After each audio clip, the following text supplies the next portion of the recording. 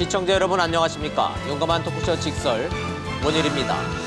80일 넘게 공전하던 국회가 드디어 열리나 싶더니 단 2시간을 못 갔습니다. 여야 원내대표 합의안이 자유한국당 의원총회를 통과하지 못했습니다. 결과적으로 한국당은 고립무원, 재협상은 꿈도 꾸지 말라고 다른 여야 4당이 한국당을 압박하고 있습니다. 한국당 의원들과 지지층은 불완전한 합의안 거부하길 잘했다 이럴 수 있지만 국민 여론은 싸늘한 게 현실입니다. 그럼에도 불구하고 한국당이 합의안을 걷어찬 속사정은 무엇일까요? 총선을 앞둔 민주당과 청와대는 정국을 어떻게 끌고 가겠다는 걸까요?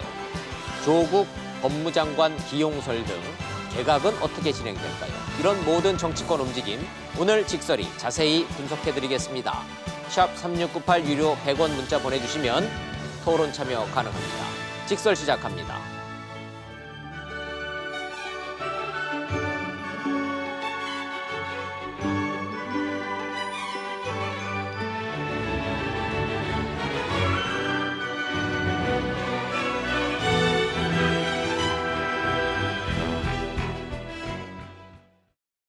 정치권 뉴스를 쉽고 재미있고 자세하게 풀어주실 패널 세 분 소개하겠습니다. 먼저 부산가톨릭대학교의 차재원 교수님, 동국대학교의 김종욱 교수님, 그리고 서정욱 변호사님 나오셨습니다. 어서 오세요. 안녕하세요. 안녕하세요. 네, 할 얘기가 많습니다. 국회 정상화 합의안 1시간 만에 뒤집어버린 한국당. 여야 4당은 재협상은 없다. 합의대로 국회 일정 진행한다. 대체로 이런 태세로 움직이고 있습니다. 한국당은 강력하게 반발하고 있습니다. 국회 상황 먼저 보시고 국민 여론 살펴보고 이런 순으로 한번 가보겠습니다. 의회주의 부정이다. 한국당이 20대 국회에 자퇴서를 쓴 거다. 여야 4당의 재협상 불가 입장은 단호했습니다. 시간이 지나면 마치 아무 일이 없었다는 듯이 새로운 협상이 가능할 거라는 착각은 꿈도 꾸지 마시기 바랍니다. 한국당의 참여 여부와는 상관없이 어제 발표된 합의문에 기초해서 6월 임시국회 일정을 진행한다. 한국당은 자신들 의총 결정을 거듭 국민의 뜻이라며 재협상을 요구했지만 우리 의원님들의 의견, 또 그것이 바로 국민들의 의견이라고 생각을 합니다. 여당으로서 좀 더 넓은 마음으로 재협상을 해야 되지 않나. 국회 고립이 깊어지는 모양새입니다. 한국당이 1시간 가까이 의사진행 발언으로 법안 처리를 막으려 했던 오늘 행안위 소위가 상징적입니다. 여당의 총선용 전리품으로 만들기 위한 이렇게 강행한다면은 이거는 결국에서는 법사위에 가서 엄청난 국방부를. 하지만 표결을 통해 안건은 상정됐고 법률안 3건을 의사일정으로 선정하자 하는데 이의 있으십니까? 없습니다. 예.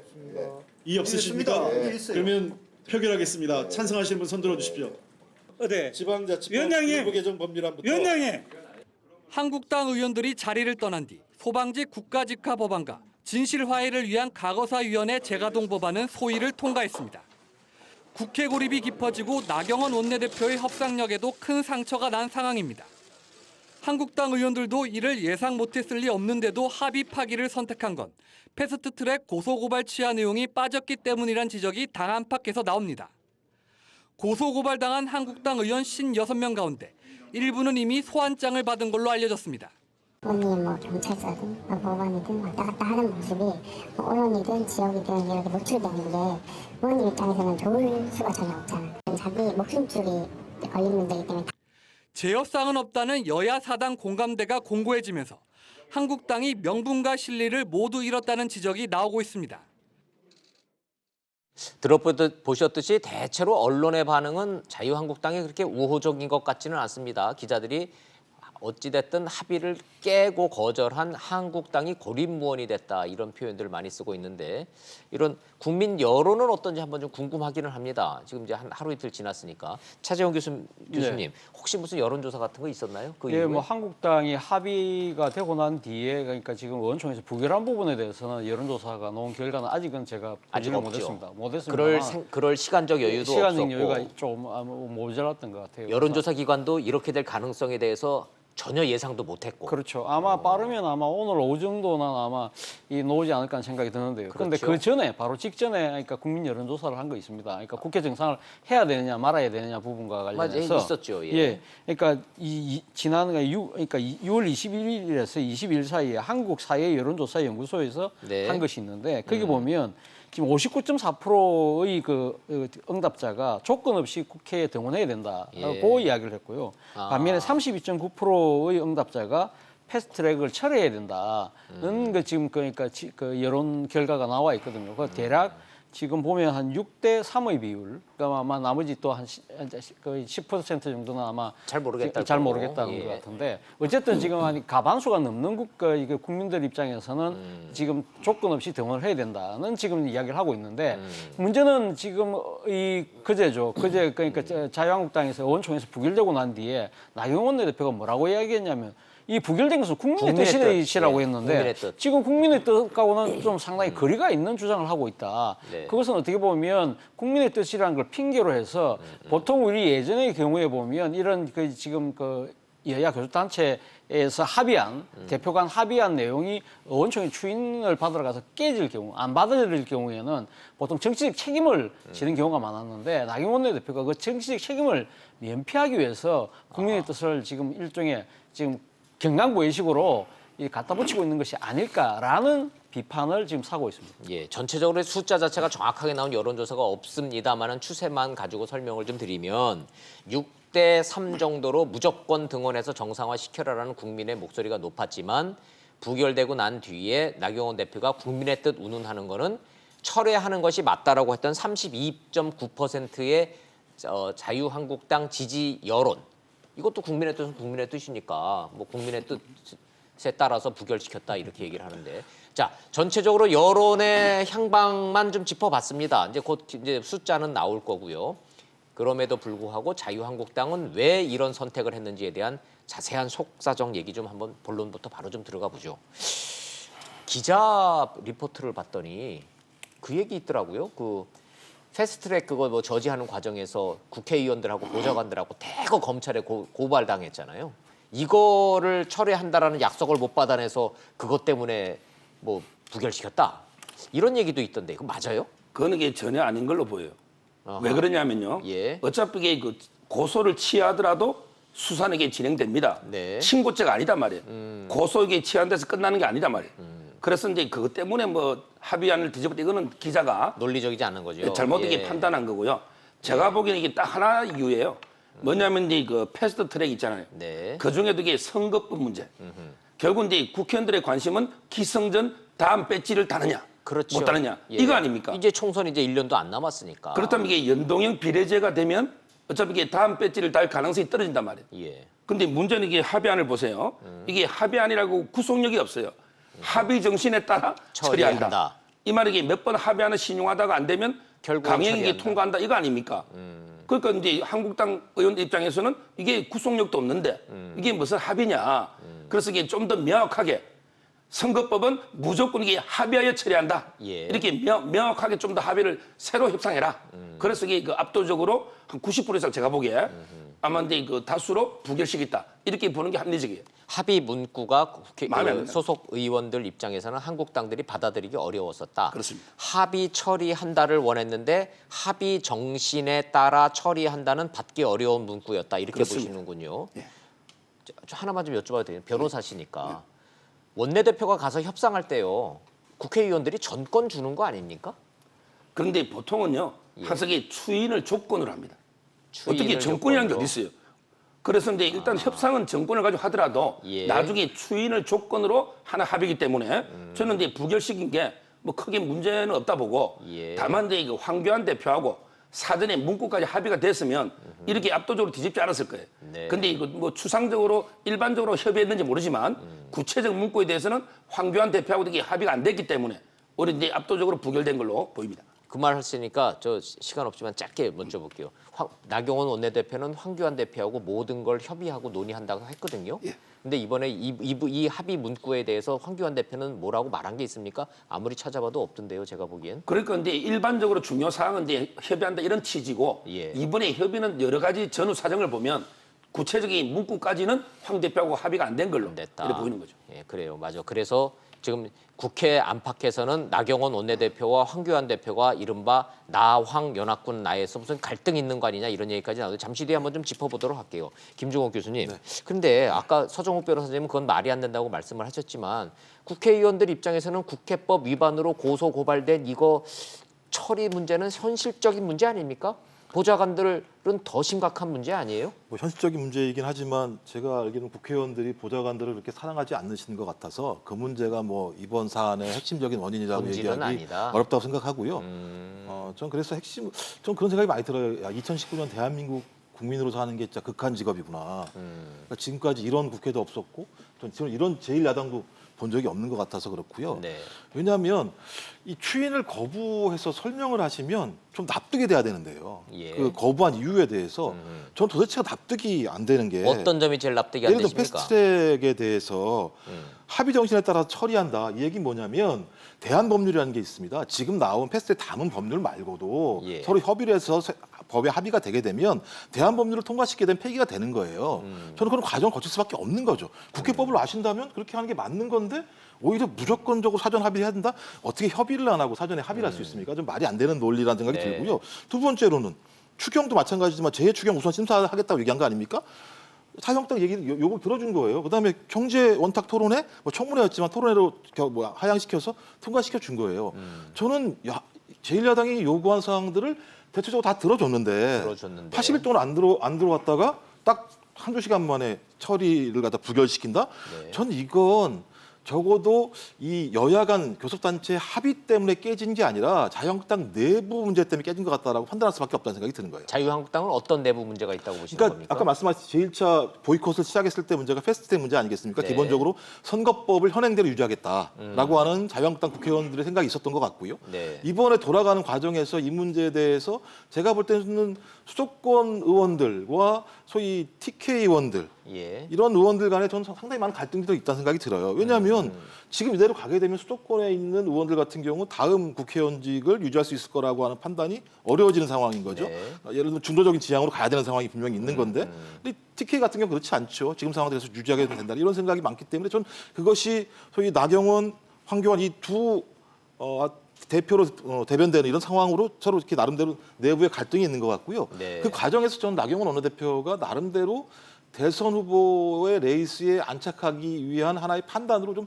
자충수적인 합의를 해준 게 아닌가 예. 생각이 들어요. 그러니까 돌아가니까 예를 들면 그 패스트트랙이라고 하는 합의 내용 가지고 논쟁이 벌었지만 내부적으로는 그런 문제가 훨씬 더 중요한 좋아요. 갈등의 원인이 아니었을까 저는 예. 생각을 합니다. 그럼 토론의 순서상 네. 나경원 원내대표는 이 한두 시간도 가지 못할 협상안에 왜 사인을 했느냐. 나경원 원내대표의 그 협상 합의의 속사정은 뭐냐는 다음 질문으로 제가 질문을 드리도록 하고 김종욱 교수님 말씀 중에 제가 얼뜻 지금 귀에 꽂혔던 얘기는 자유한국당 내부의 TK 의원들은 현행 소선거구제를 선호한다. 예. 그러나 서울과 수도권 의원들은 비례대표 연동형 비례대표제 받을 수도 있다. 이렇게 지금 해석하고 계시는 겁니까? 그 갈등의 결과다? 그러니까 비례대표를 받을 수 있다 없다의 문제라기보다는 지금 상태의 소위 국회를 방기하고 극단적이고 극우적인 방식의 정치를 계속 진행하게 된다면 수도권에 있는 중도 유권자들 같은 경우가 지지를 보내지 않겠죠. 실제적으로 지지를 지금 철회하고 있는 것이 여론조사의 지표로 조금씩 나타나고 있기 때문에 그랬을 때 TK 같은 경우야 자유한국당의 자기 지역이니까는 거기에서 공천을 받게 되면 분명히 당선이 되겠지만 그 외의 지역 같은 경우는 지금의 자유한국당의 노선을 가지고는 소위 국회의원직을 유지하기 어렵다라고 하는 선택적 판단이 분명히 있는 거죠. 네. 이건 항상적으로 있었던 자유한국당 내부의 그래요. 논쟁이기 때문에 저는 그 상황의 반영이 지금 이렇게 나타난 거다라고 저는 생각을 하는 거죠. 근데 자유한국당 의총 내부 분위기를 제가 들어봤더니 TK 의원들은 이 안을 반대를 하고 뭐 수도권 의원들은 찬성하고 이런 게 아니고 10명이면 9명이 다 어찌됐든 이 합의안은 잘못됐다라고 지역에 상관없이 다 불만을 표출했다 하길래 그래서 제가 좀 저는 여쭤보는 왜 그러냐면 그렇다면 나경원 원내대표가 뭐를 믿고 합의했을 것인가에 대한 부분을 말씀을 드리는 거예요. 만약에 말씀하신 대로 10명 중에 9명 정도가 반대하는 상황이었는데 나경원 대표가 이런 상황을 모르면서 가서 합의 추인해줬다? 네. 이렇게 이해할 수 없는 거라면 나경원 대표도 내내 협상 과정에서 소위 추인받을 수 있을지 없을지에 대한 고민을 했지만 그 추인을 받을 수 없는 상황에도 불구하고 합의했다라고 얘기하는 것들은 나름대로 제가 볼 때는 수도권 지역이나 이쪽 의원들의 여론들을 탐지하거나 아니면 많은 얘기를 들었기 때문에 그렇게 합의할 수 있었던 거지, 그렇지 않다면 어느 원내대표가 그 합의를 하고 돌아오겠습니까? 예, 두 가지 궁금증이 동시에 드네요. 차재원 교수님. 네. 첫째, 나경원 원내대표는 뭐 믿고 이렇게 합의했을까? 네. 예. 둘째, 자유한국당 의원들의 진짜 속사정은 뭘까? 네. 자, 이 두 가지 질문. 두 번째 그러니까 의문부터 먼저 말씀을 드리면 예. 저는 일단 앞서 뭐 서정욱 변호사는 지금 고소고발권 문제를 상당히 좀 가벼운 사안으로 봤습니다. 별게 아니라고 저는 그러시네요. 아마 그거는 의원들한테 발등이 불이라고 봅니다. 그거 굉장히 큰 요인으로 예, 저는 해석하세요? 큰 요인으로 보는 그래요? 것이죠. 그러니까 지금 이런 국회에서 상당히 강력한 투쟁을 하는 과정에 있어서 그러니까 자신이 결국 고소고발이 안 됐다 하더라도 당 차원에서의 보호 차원 뭐 이런 그러니까 구제 조치 이런 부분들이 어떤 식으로 정치적으로도 그러니까 나름 사후적으로도 그러니까 보완이 돼야 되는 측면이 있어야 되는데 그렇지가 않다 하는 부분에 대해서 아마 상당수의 그러니까 의원들 입장에서는 이걸 합의라고 갖고 와서 뭐 아까 서정욱 변호사님 말씀하셨지만 고소고발이 되면 아마 지금 사법당국에서 검찰이나 경찰에서 지금 수사를 하는 거 아닙니까? 네. 그 과정에서 만약에 여야 교수단체 간 합의에 의해서 처벌을 좀 최소화하자는 쪽으로 합의가 됐다고 한다면 지금 그 자유한국당 의원들 같은 경우 한 54명인가 지금 54명인가 네. 지금 고소고발을 되어 있는 걸로 알고 있는데 그중에 상당수는 아마 상당히 좀 그 혐의에서 벗어날 가능성이 상당히 크다는 것이죠. 그렇지 않은 상태에서 이 지금 이런 국회에서 아무런 이야기가 없다고 한다면 아마 처벌의 범위가 넓어질 수밖에 없다는 현실적인 문제가 있는 것이고요. 또 하나는 지금 그 의원들 입장에 또 하나의 발등이 불어 아까 이야기했던 선거제 문제죠. 선거제 문제가 이 상황에서 지금 이렇게 합의 정신으로 처리하겠다고 한다는 경우에는 선거제가 패스트트랙 자체가 틀어지지 않을 가능성이 높다. 그렇다고 한다면 다음의 내 의석은 어떻게 될 것이냐에 대한 불안감 이것이 상당히 작용했다는 것이고요. 그 대목에서 잠깐만요. 그 불안감이 있다는 얘기는 쉽게 일반인의 언어로 여쭤보면 패스트트랙에 올라가서 연동형 비례대표제가 덜커덕 처리가 돼버리면 자유한국당 의원들은 배지가 떨어질 가능성이 커집니까? 결과적으로 그렇게 한국당 의원들이 믿고 있어요? 지금 한국당이 지금 이 준연동제를 반대하는 이유 중에 하나는 결과적으로는 지금 제1야당의 의석수가 줄을 수밖에 줄어든다. 없다. 그것은 지금 자유한국당뿐만 아니라 거대 정당이라고 할 수 있는 민주당도 동시에 줄어들 수밖에 없다. 네. 반대로 지금 군소정당은 약진할 수밖에 없다는 것이 지금 시뮬레이션 결과에서 여러 차례 나타나고 있잖아요. 아하. 그렇다고 한다면 그것이 당장 내 지역군지는 아닌지 모르겠지만 그 개연성은 클 수밖에 없다고 생각한다면 의원들 입장에서는 이 위축될 수밖에 없는 상황일 수 있다는 거죠. 예, 이해가 됩니다. 네. 합의 처리한다면 자유한국당 의원들이 합의해주지 않으면 처리 못한다는 얘기니까 그렇죠. 합의 처리한다로 됐으면 의원들이 받았을 거예요. 그럴 가능성이 저는 상당히 높았겠죠. 네, 네. 그런데 합의 정신에 따라 처리한다 그래버리니 합의 정신에 따라는 빼고 어찌됐든 결과적으로는 무조건 처리한다로 이해를 하니까 이거는 못 받는다 이렇게 된 거죠. 그렇죠. 자, 이해가 됐습니다. 그러면 네. 여기다 사인한 거는 다른 사람도 아니라 나경원 자유한국당 원내대표 아닙니까? 나경원 자유한국당 원내대표 입장에서도 상당히 지금 국회를 마냥 거부할 수는 없는 것이거든요. 그러니까 지금 사실 이 전면적인 국회 투쟁, 그러니까 보이콧 투쟁 자체가 지속 가능하지 않다는 겁니다. 물론 패스트트랙이 그러니까 지금 그 전국이 시작됐을 때만 하더라도 당내에서는 20대 국회 없다고 이야기했지만 네. 실질적으로 그러면 지금 임시국회, 6월 임시국회 그냥 패싱한다 치더라도 그러면 9월 정기국회는 어떻게 할 거냐는 겁니다. 지금 내년이 총선인데 그럼 내년에 그러니까 지금 예산 문제라든지 입법과 관련된 또 자유한국당이 바라는 입법들도 분명히 있는 것이거든요. 네. 이런 부분들 없이 그럼 내년 총선에 갈 수 있습니까? 저는 아마 지금 9월달 정기국회가 임박할수록 나경원 대표의 어깨는 더 지금 정치적 부담 커질 수밖에 없어요. 이해가 돼요. 차 네. 교수님 말씀을 들으니까 충분히 나경원 원내대표의 고민이 이해가 되는데 판사 출신이잖아요. 네. 무엇보다 이 문구가 가지고 있는 그 뉘앙스와 이 법적인 효력과 구속력을 모를 네. 리가 없지 않습니까? 그렇죠. 그러면 나경원 원내대표는 국회를 계속 이렇게 보이콧할 수 없으니 어찌됐든 패스트트랙 처리해 주는 거는 처리해 주는 거고 일단 들어가자 이렇게 네. 판단했다는 뜻입니까? 제가 생각했을 때는 앞서 우리 앵커께서 나왕연합군이라는 표현을 쓰시잖아요. 예. 그러니까 저는 나왕연합군이 갖고 있는 태생적 한계 때문에 이런 사태가 벌어졌다는 것인데요. 무슨 말씀이시죠? 나왕연합군이라는 게 뭐 때문에 이야기가 나왔냐면 사실은 나경원 원내대표나 이 지금 황교안 지금 당대표 같은 경우는 당내에 조직적 기반이 없어요. 자기 세력이 없다는 거죠. 그 쉽게 말하면 당내 가장 큰 개파인 친박계를, 범박계를 중심으로 해서 옹립이 된 상황이거든요. 그렇죠. 그렇다고 한다면 그동안은 장애 투쟁을 할 때는 이 사람들이 다 열심히 도와주는데. 도와주고 그 말에 따르는 것처럼 하지만 이분들의 정치적 이해가 걸린 상황에서 결정을 자신은 내가 이걸 하고 갖고 나면 그동안 내 리더십 무조건 따라오겠거니 생각하고 갔는데 그게 안 먹히는 거죠. 투쟁을 할 때는 도와줬는데 도와줬지만 공천 문제가 공천 딱 걸리면 문제 얘기가 달라지는 거죠. 그러니까 근데 문제는 예를 들면 과거의 정당의 리더들 같은 경우는 자기 개파도 갖고 있고 자기 그 정치적인 영향력이 상당히 컸잖아요. 그런데 지금 나경원 원내대표나 한교안 당대표 같은 경우는 외형적으로 당을 장악한 것처럼 보이지만 실질적으로 지금 나왕연합군을 이 기반이 되고 있는 이 가장 거대한 조직이라고 할 수 있는 당내 범박계 같은 경우는 완벽하게 이분들하고 정치적 이해관계가 일치되지 않을 경우에는 언제든지 등을 돌릴 수 있다는 것이죠. 그렇기 때문에 이런 상황에서 나경원 원내대표가 상당히 지금 공고한 상황에 몰릴 수밖에 없다는 거죠. 결국은 밑바닥으로 파고 들어가니까 또 박근혜 전 대통령 얘기가 나오네요. 제가 이게 좀 설명드리면 예. 당내 사정으로 예. 일단 이제 나경원 원내대표는 이게 왜 합의안에 서명했냐? 예. 한마디로 이게 그 당심과 의원들의 여론을 읽지 못한 거예요. 자, 좋아요. 자, 당심이 뭐예요? 그럼 당심이 뭐예요? 당원들의 그 자유우파 국민 당원들의 민심 여론. 자유한국당 당원들의 여론. 여론. 그리고 그게 뭡니까? 그거는 이제 그 패스트트랙은 무조건 이게 철회시키라. 철회시켜라. 끝까지 투쟁해라. 이게 여론이에요. 연동형 비례대표제는 죽어도 못 받는다. 그렇죠. 우리는. 그걸 이게 당심을 잘못 읽고 의원들의 생각도 이게 잘못 읽었는데 네. 항상 이게 그 원내대표하고 당대표 역학을 보면요. 네. 정권 초반에는 이제 임기 초에는 원내대표 힘이 세요. 예. 그러나 총선을 앞두고는 당대표 쪽으로 이게 힘이 급속히 실립니다. 왜냐하면 왜 공천권을 기성전 공천이고 공천권을 나경원 원내대표가 공천권에 영향 줍니까? 황교안 대표가 이게 공천한단 말이에요. 예. 그럼 이게 의원들은 기성전 자기 뺐지. 이게 중요하니까 당연히 힘이 나경원 원내대표의 지지 세력이 없어요. 어허. 한마디로. 예. 그래서 이게 저는 잘못 읽은 게 서명을 잘못한 원인이고. 예. 그럼 이게 자유한국당의 진짜 속사정은 뭐냐? 예. 아까도 말했지만 이게 그 고발 있잖아요. 예. 이건 큰 변수가 아니 걱정도 안 해요. 왜냐하면 이게 수사가 되려면 어차피 이게 차기 총선 이후에 수사하잖아요. 예. 신속한 수사가 안 되고 이게 취소한다 해서 검찰이 수사 안 할 것도 아니에요. 네. 형량은 이게 판사가 결정하지 친고죄가 아니란 말이에요. 이거는 이게 대화해보면 선거는 고소는 아무 관심이 없어. 예. 그럼 이게 왜 그러냐? 예. 국민들도 지금 빠루를 다 까먹고 있는 자, 상황에서 연동형 검찰이 비례제의 나와가지고 핵심이 빠진 예. 게요. 연동형 비례제가 되면 이게 그 아까 지역구가 한 20몇 개 줄잖아. 맞아요. 그럼 이게 자기가 공천 못 받죠. 현역 의원이 전국구 갈 수는 없잖아요. 예. 따라서 이게 그 자기 지역구가 20몇 석 주는 거 이게 큰데 두 번째가 중요합니다. 뭡니까? 바로 이게 대한애국당 자유공화당의 존재예요.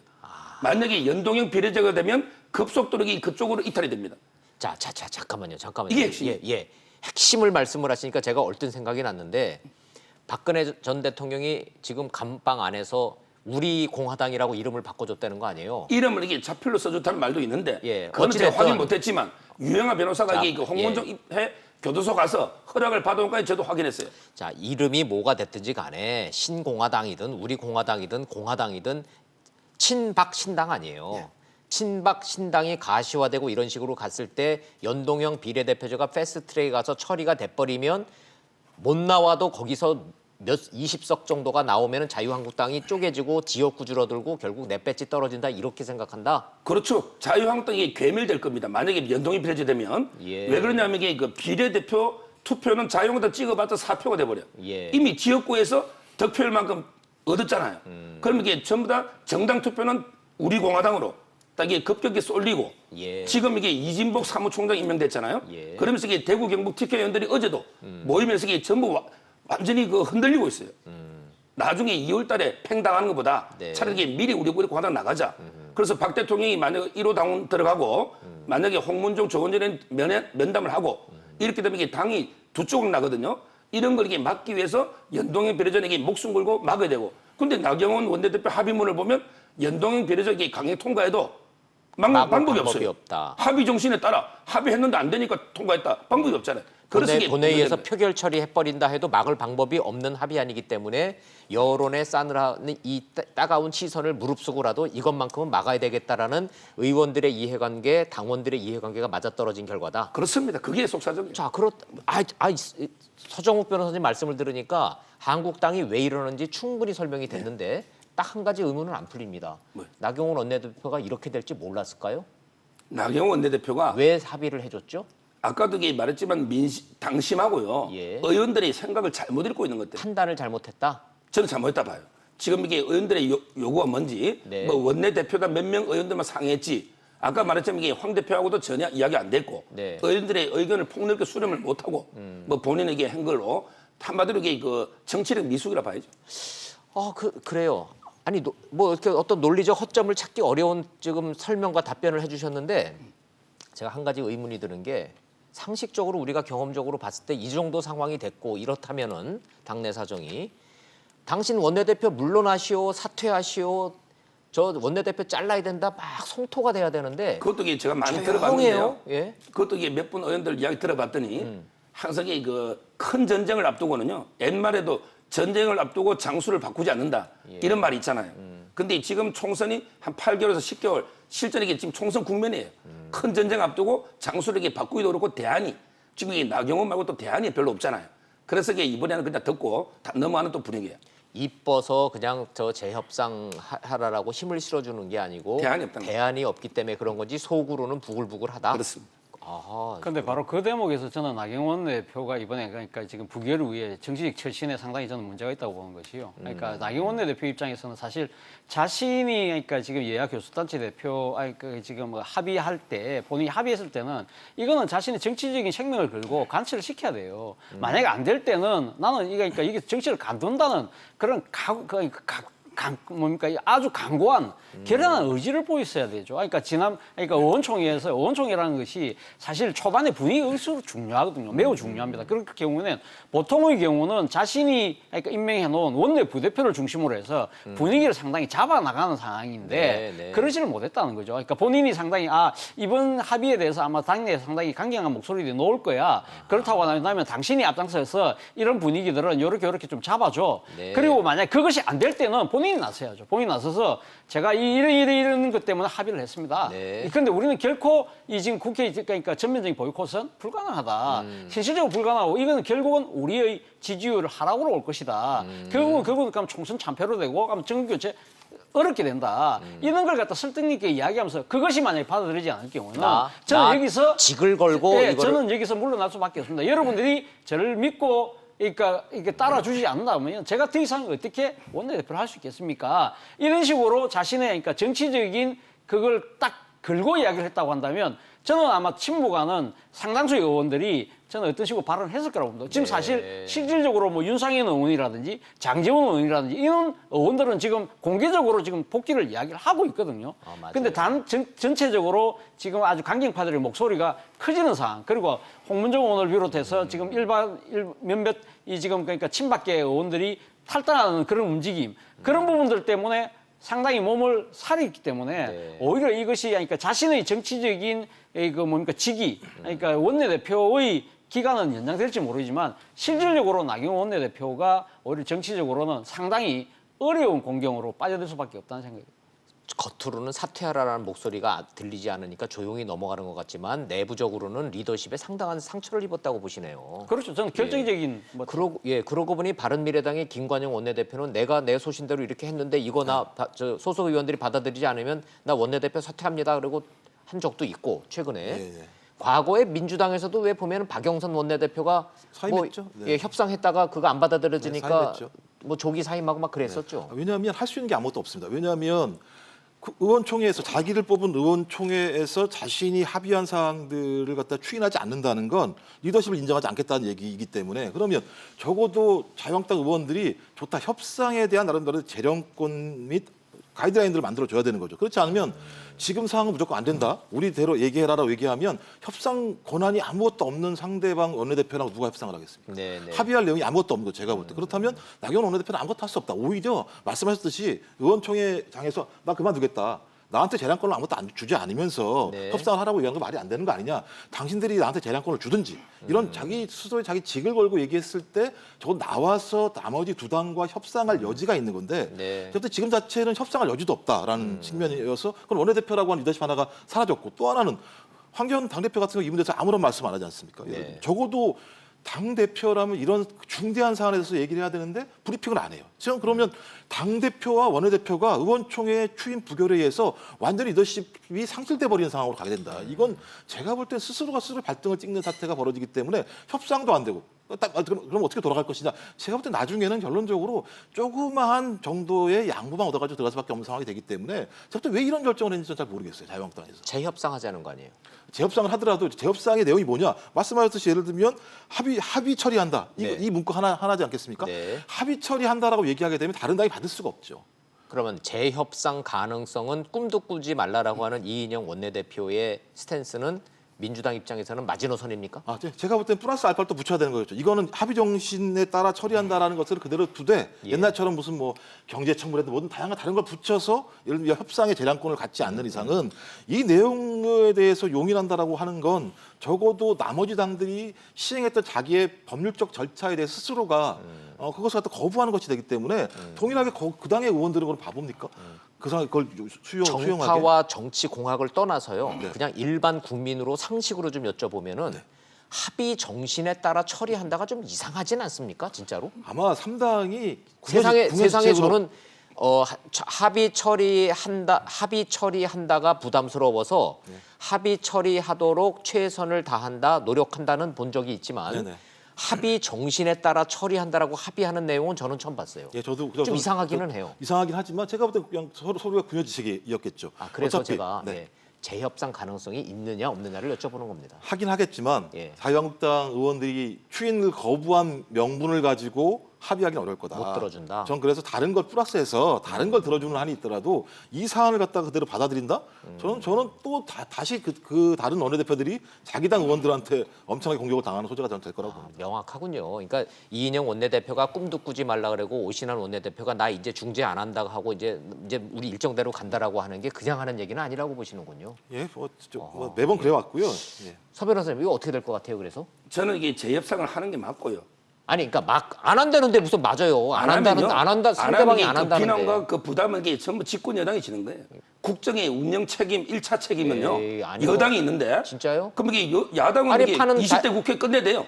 아니 20대 국회. 합의를 깬 거는 한국당이 깼는데 재협상을 할 책임은 여당이 져야 된다는 논리가 그 말이 됩니까? 근데 보세요. 저는 절충안이 있다 봐요. 뭐냐면 이게 그 패스트트랙의 법이 세 개죠. 예, 협상의 여지가 그중에 있어요. 그 선거법하고요. 그다음에 공수처하고 검경수사권 조정을 좀 분할할 필요 있어요. 제 생각은 공수처나 이제 검경수사권 조정은 합의 정신에 따라 해도 돼요. 합의 정신에 따라 처리하고 그 두 개는 그건 어떤 경우가 됐든 반대하더라도 그럼 본회의까지 올려서 패스트트랙으로 처리하고 예. 단 선거법은 달라요. 그거는요. 항상 이 국회에서 가장 중요한 게 실정법보다 국회의 관습법이에요. 관행. 근데 87년 이후에 다른 이게 특위는 전부 의원 숫자에 따라서 구성했죠. 여당이 70이면 7대3 이런 식의 구성을 했잖아. 근데 정개특위는 숫자에 관계없이 무조건 여야 동수로 구성하는 게 그게 관행이고 법이죠. 예. 이 말은 여야 동수면 어느 쪽이 일방 통과 못하죠. 이게 30년 이상 관행이란 말이에요. 자 그렇다면 선거법은 게임의 규칙 아닙니까? 이걸 이게 어떻게 일방적으로 군소정당 정의당이나 유리하다는 이유로 강행 통과합니까? 도저히 합의 안 되면 현행대로 가야지 골격이. 도저히 합의 안 되면 그렇잖아요. 현행 제도가 아주 이게 나쁜 제도고 뭐 이게 연동의 비례자가 100% 모든 면에서 선한 제도다 이런 것도 아니잖아요. 서로 이게 장단점 있는 제도 아닙니까? 따라서 이제 저는 선거법은 합의에 처리한다고 하고 나머지 두 개는 합의 정신을 따라한다 이렇게 좀 분할해서라도 새 재협상이 필요하다는 거예요. 아니, 저는 좀 옹색하다는 생각이 드는 게요. 좀 이런 건 좀 이해가 안 되는 거예요. 아니 그렇게 따지고 자유한국당 요구 때문에 바른미래당, 민주평화당, 정의당 요구는 사라져 버려야 됩니까? 저는 어떤 기준인지 잘 모르겠어요. 아니 그럼 이 당이 그리고 또 뭐라 그랬냐면 자유한국당이 정개특위 합의할 때요. 연동형 비례대표제를 확대하는 방향으로 1월 달에 합의 처리한다라고 얘기했어요. 그때는 그럼 이렇게 얘기해놓고 지금은 이렇게 얘기하고 전 이런 식의 예를 들면 기준 잣대가 잘못돼 있다라고 하는 거 그리고 또 이번 누가 만들었습니까? 패스트트랙 누가 만들었어? 저는 이런 식으로 얘기를 해서 과거에 국민들이 그걸 잘 모르니까 저는 그냥 오히려 저는 정확히 말씀하셔야 돼요. 그냥 그럼 네. 야 우리 아무것도 안 하겠다고 말씀하시는 게 맞지. 논리적으로 이게 이해가 돼야지 국민들도 오케이 그래 협상하자 이렇게 얘기할 수 있는 거지. 저는 제 입장에서 도대체 논리적으로 이해가 안 돼요. 이렇게 말씀하시는 네. 게.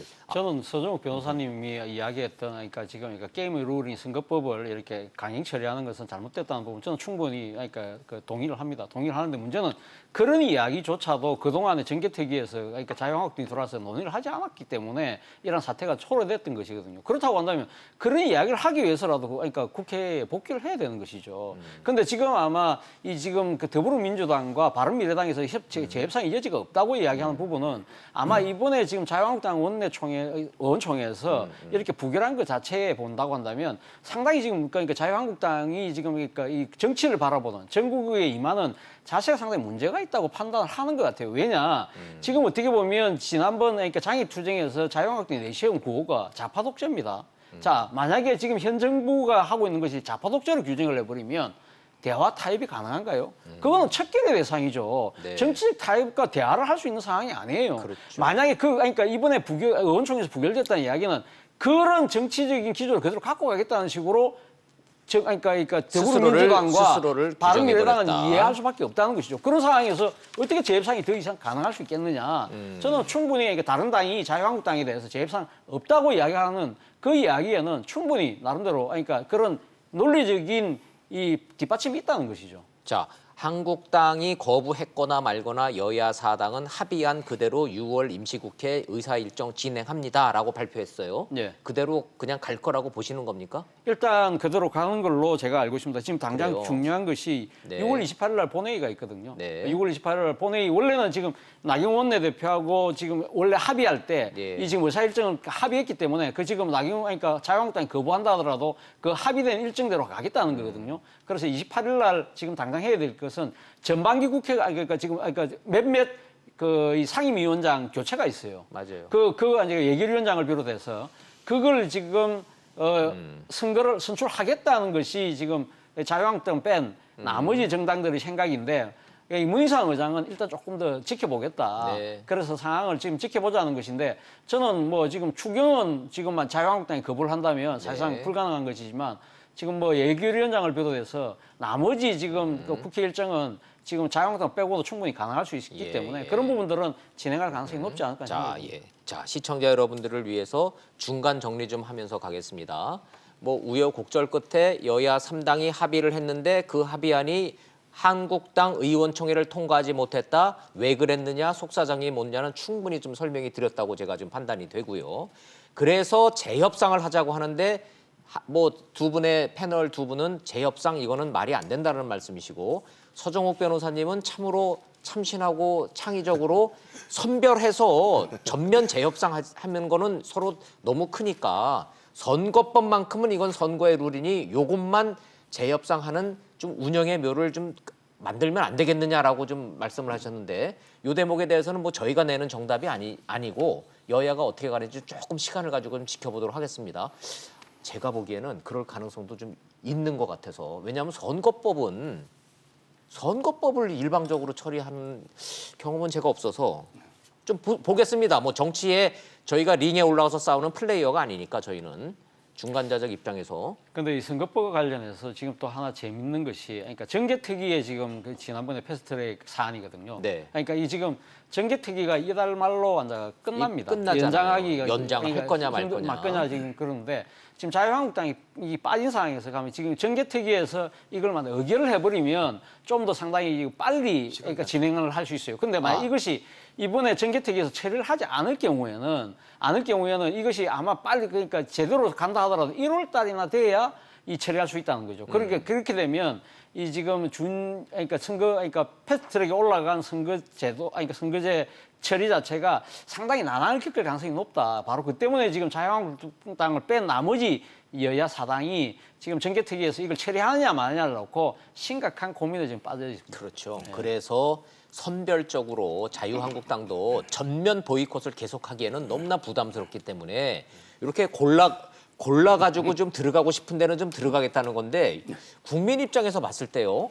아니 공당이 어떤 상임위별로 입맛에 맞는 것만 좀 찾아가면 여기가 무슨 부패냐 지금 부패 식당 왔냐 소리 나오고 있어요.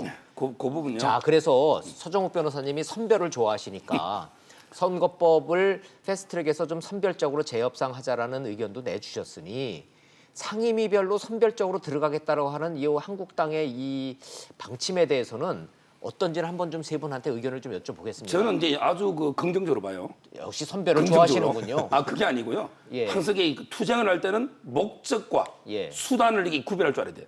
예. 목표와 수단. 그럼 이게 자유한국당의 투쟁의 목표는 뭐냐? 한국당이 잘 구별하고 있어요? 예. 목표는 이제 그 좌파 독재 종식, 그다음에 이 패스트 트랙 철회. 문재인 정부가 좌파 독재라는 그 인식은 바뀌지 않는 모양이네요. 예. 그래서 이제 목표는 좌파 독재 종식 플러스 패스트 트랙 철회. 이게 목표예요. 그럼 이게 수단들은 얼마든지 다양하게 유연하게 가져갈 수 있는 거예요.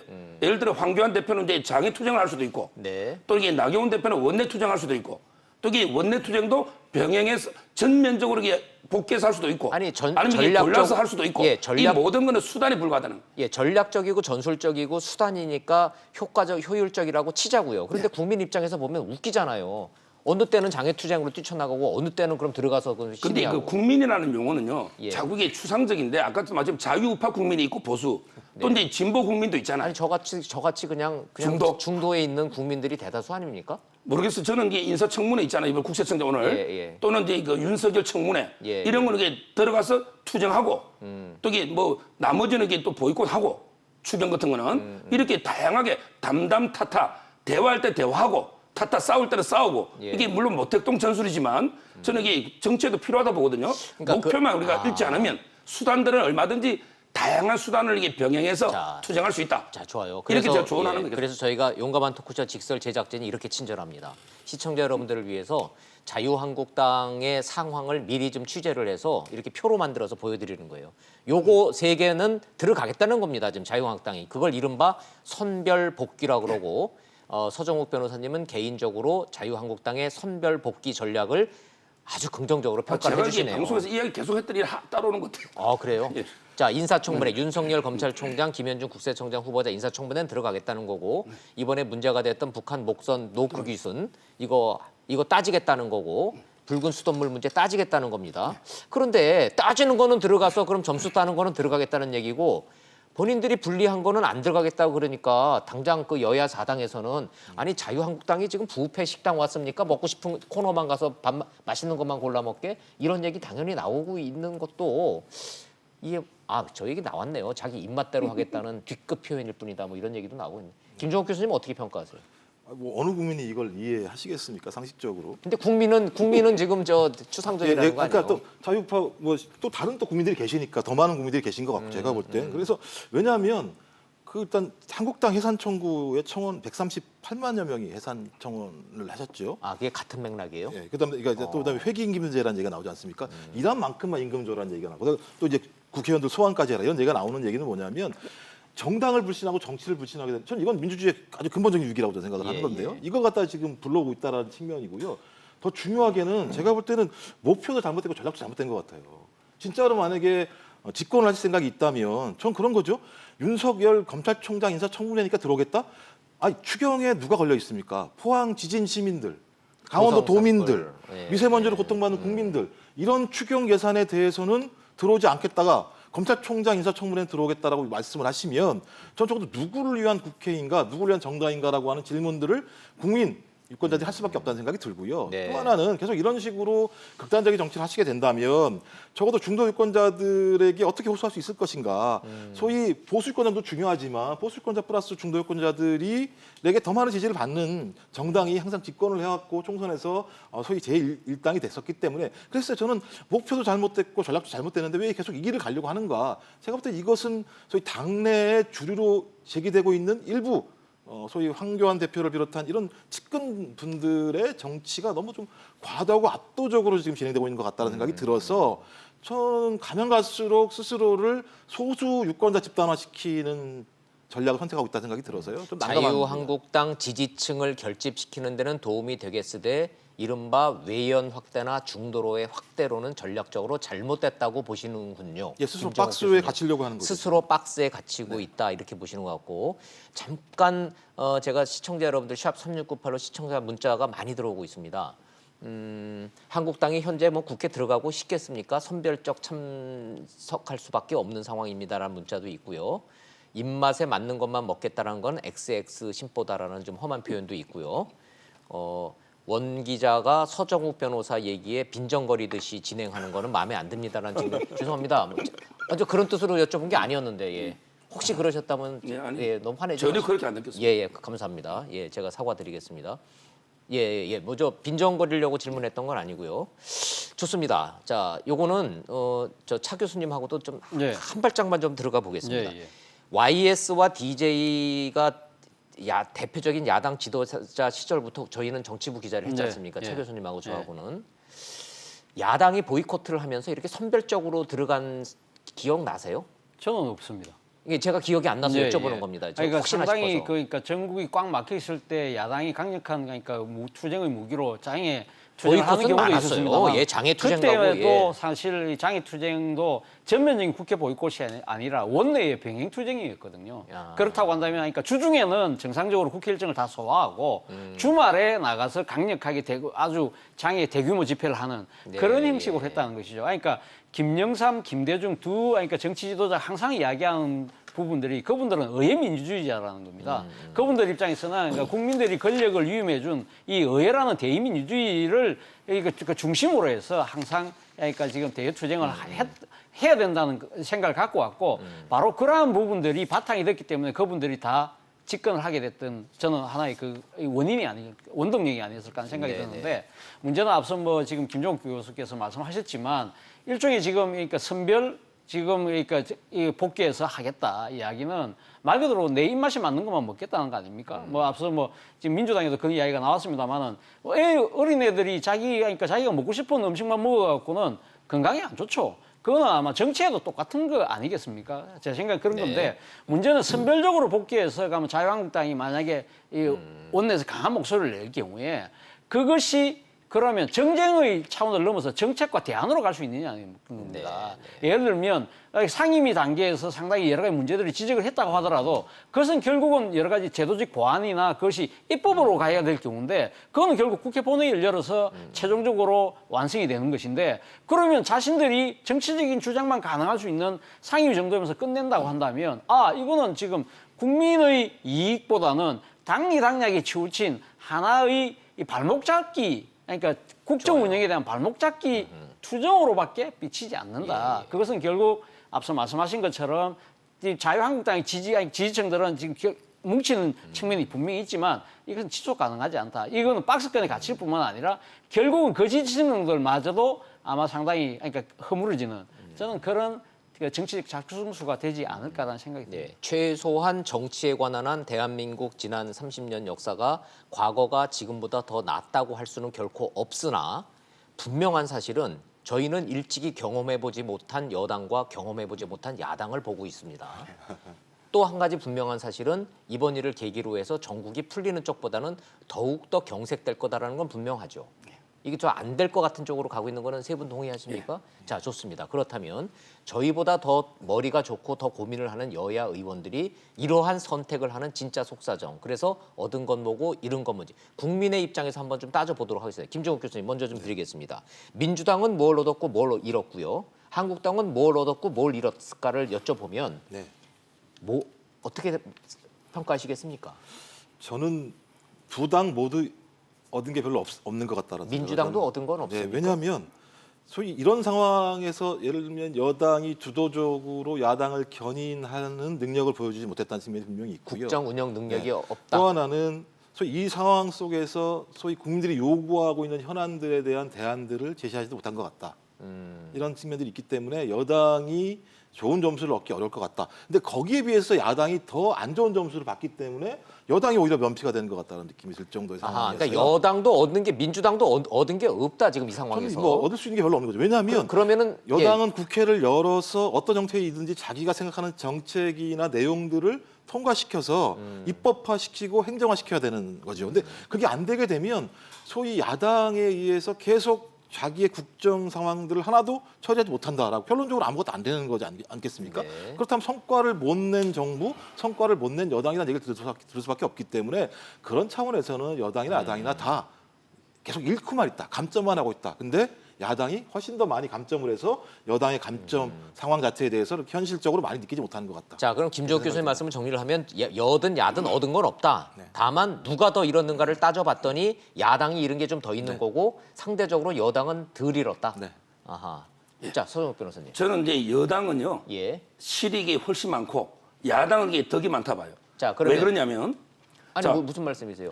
여당의 실이 많고 아하, 여당은 잃은 게 많다. 그 뭘 잃었어요? 그러니까 민주당은? 가장 잃은 게요. 예. 여당은 이게 그 개혁을 제도화하는 기회를 잃어버린 거예요.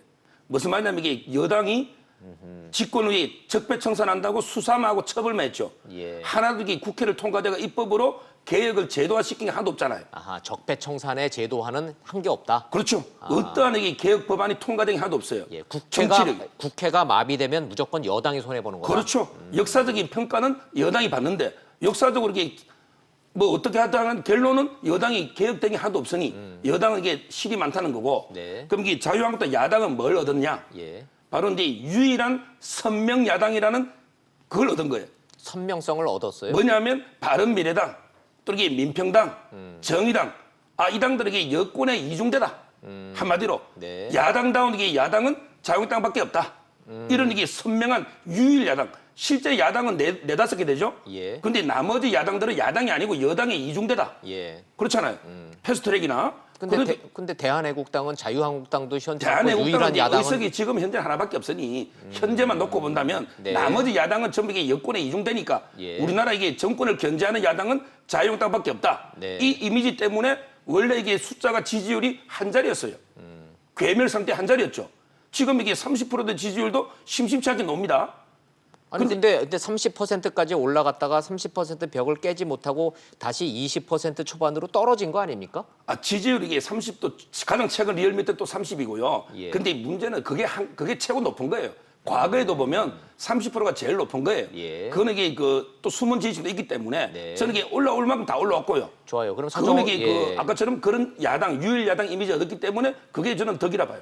근데 예. 변호사님 말씀은 그러니까 자유한국당이 앞으로 평생 야당하실 것 같으면 그 말이 맞습니다. 그런데 자유한국당은 앞으로 정권 교체를 꿈꾸고 지금 수권 정당을 지금 꿈꾸고 있잖아요. 그렇다고 한다면 수권 대항 정당으로서 모습은 가면 어디로 가느냐는 겁니다. 그게 가장 큰 문제인 거죠, 사실은. 지금 앞서 말씀하신 것처럼 지지율 회복했습니다. 30%까지 끌어올렸습니다. 그런데 문제는 지금 자유한국당이 지금 이번에 여야 그 교섭단체 합의 뒤엎고 하는 과정에서 지금 아마 모르긴 몰라도 아마 지금 소위 말해서 당내의 강성 세력들은 상당히 불만을 많이 갖고 있을 거예요. 이 과정에서 어떻게 됩니까? 결국 지금 자유한국당이 선별복귀하는 부분에 있어서도 당내에 다 일치된 목소리는 아닐 거예요. 왜 그것까지 들어가? 아예 완전 전면 보이콧하지? 이런 식의 강경파들의 목소리가 분명히 존재하거든요. 이러한 상황에서 결국은 이 30%마저도 결국은 더 강하게 투쟁해야 된다는 쪽으로 일부는 상당히 떨어져 나갈 가능성이 높다. 그것이 결국은 지금 옥중에 있는 박근혜 전 대통령이 어떤 식으로 정식 메시지를 내고 소위 말해 친박 신당이 어떻게 하느냐에 따라서 그러면 자유한국당이 지금 분명한 태도를 그러니까 보여주지 못한 상황에서 계속 지금 강성 쪽으로 쏠리게 될 경우에는 그것마저 통제가 불가능하다. 예를 들면 그 일부의 친박 세력들이 떨어져 나갈 경우에는 자유한국당 통제를 못하고 거기에다가 상당 부분이 떨려져 나가는 상황이 된다는 거죠. 그런데 문제는 그것은 강경한 투쟁은 아니다. 여기서 선을 끊고 우리가 국회 복귀를 하고 난 뒤에 나름대로 상당히 중도 합리적인 모습을 보인다고 한다면 바른미래당 내에 있는 보수 합리적인 목소리들도 끌어안을 수 있고 나름대로 외연 확장을 할 수 있지만 오히려 지금 자신의 기반을 허무는 그런 결과를 자초할 수 있다는 거죠. 차 교수님에 이어서 제가 반론 질문 서정욱 변호사 드리고 김종욱 교수님한테 좀 순서 좀 드리도록 하겠습니다. 선명성이라고 하는 정치적 실리를 얻었다고 평가를 하셔서 제가 여쭤봅니다. 평생 야당을 하실 거면은 이해찬 민주당 대표가 말한 대로 민주당은 20년 집권, 100년 집권 정당이 될 거고 야당으로서의 자유한국당은 선명성이라는 걸 얻어서 계속 야당을 하는 쪽으로 간다. 이렇게 하면은 과도한 너무 논리적 비약인가요? 그 부분이 제가 평소에 많이 강조하는 부분인데 네. 항상 총선 전략하고요. 대선 전략은 이게 달라야 돼요. 수권 정당은 대선이잖아요. 예. 근데 총선은 과거 회고적인 정권 심판 선거고, 그다음에 대선은 장래, 미래적으로 국가의 운명을 결정하는 장래지향적인 선거예요. 근데 황 대표가 자꾸 이게 총선 전략과 대선 전략을 혼동하고 있어. 자, 총선은요, 외연 확장이든 뭐 이게 정책 대안 이게 필요 없어요. 정권에 대해서 이게 강한 비판, 투쟁만 하면 현 문재인 정권을 심판하자. 이걸로 이게 총선을 승리할 수 있고. 다음 총선의 키워드는 문재인 정권 심판론이 될 것이라고 그렇죠. 보시는군요. 유일한 이게 총선의 이슈는 문재인 정권 심판이고. 자, 그러면 이게 총선에서 자유한국당이 승리하면 그 다음부터는 이제 대선 행보잖아요. 그때는 이게 전략이 좀 바뀌게 돼요. 예. 그때는 이제 그 외연 중도로도 확장하고 예. 또 이게 정책 대안도 제시하면서 좀 이게 폭을 넓혀가는. 그래서 이게 지금 황 대표가 어려움에 처한 거는 지금 이게 벌써 대선 행보를 해버린 거예요. 좋아요. 그러면 본인이 이게 대권 예. 후보 대선 생각이 어른어른하니까 자꾸 이게 중도로 나가자. 뭐 이게 대안을 만들고 위원회를 만들고 이거는 총선 전략 안 맞단 말이에요. 예. 전략적으로 총선 전략으로 잘했다 못했다를 떠나서 한국당은 이 보이콧 상황에서 뭘 잃었습니까? 그러면 뭘 잃었다고 보세요? 얻은 거는 선명성을 얻었다 치고요. 한국당이 예. 잃을 거는 뭐 있었나요? 원래 이게 잃은 한 게 자리 없어요? 숫자에 뭐 잃을 게 있었나요? 저는 이게 덕밖에 없다면 한국당이 잃은 게 뭐 있어요? 아하. 야, 한국당이 왜 이렇게 나오는지에 대해서 원래 서정욱 지지율 한번 변호사님처럼 보십시오. 예, 서정욱 변호사처럼 정확하게 직설적으로 설명해 주시는 분은 없는 것 같아요. 자, 김정욱 교수님. 네. 자, 총선 전략상 야당은 이렇게 나가서 얻은 게 분명히 있다라고 지금 하는 평가에 대해 동의하세요? 전 동의하기가 좀 어려운데요. 오히려 총선 전략상으로도 이거는 잃은 게 더 많다고 보십니까? 예, 저는 그렇게 생각을 하고요. 그래서 일단 기본적으로 보면 심판을 말씀하시는데 심판을 하려면 심판의 주체로서 국민들에게 인정받아야 됩니다. 적어도 저 사람이 저렇게 심판을 하는 거에 대해서 국민들이 오케이, 당신들은 충분히 그럴 만한 능력이 있어라는 얘기를 들었을 때 심판이 가능한 거예요. 말씀하셨듯이 제가 볼 때 지금 황교안 대표도 마찬가지고 나경원 대표도 마찬가지고 원내부터 원외까지 당대표 리더십이 흔들리고 있는 상황인 거고 많은 국민들의 민심, 여론조사에 의하면 국회 들어와서 정상화시켜서 너희들 대안을 보여줘라라고 얘기하고 있는 상황인데도 불구하고 계속 안 들어가시겠다고 말씀하시고 또 그다음에 국민들을 화나게 하시는 거 아닙니까? 예를 들면 그런 거지 않습니까? 지금 한 달 내내 회사에 출근 안 하다가 월급 날만 출근하겠다는 얘기잖아요. 따지고 보면. 그럼 누가 좋아하겠습니까? 그러네요. 적어도 일을 열심히 하고 나서 그렇게 열심히 했는데도 불구하고 왜 월급을 안 주냐고 싸우는 게 맞는 거지. 내내 안 나오다가 월급 날만 나가서 월급 받겠다고 말씀하시면 그런 당이 집권당 심판하겠다고 말씀하시면 그럼 국민들이 그걸 이해하시겠어요? 전 적어도 자기의 직무를 충실히 하셔라. 국회의원은 국회에서 자기 일을 정확히 하시는 게 맞다. 그렇게 잘했을 때 그 잘한 정당이 집권당에 대해서 공격하는 거에 대해서는 충분히 이해 가능하다. 그러니 너희들로 바꾸겠다라고 하는 생각이 드는 거죠. 전 그게 온당한 방식인데 그러네요. 지금은 다른 방식을 쓰고 있다는 거죠. 전 그래서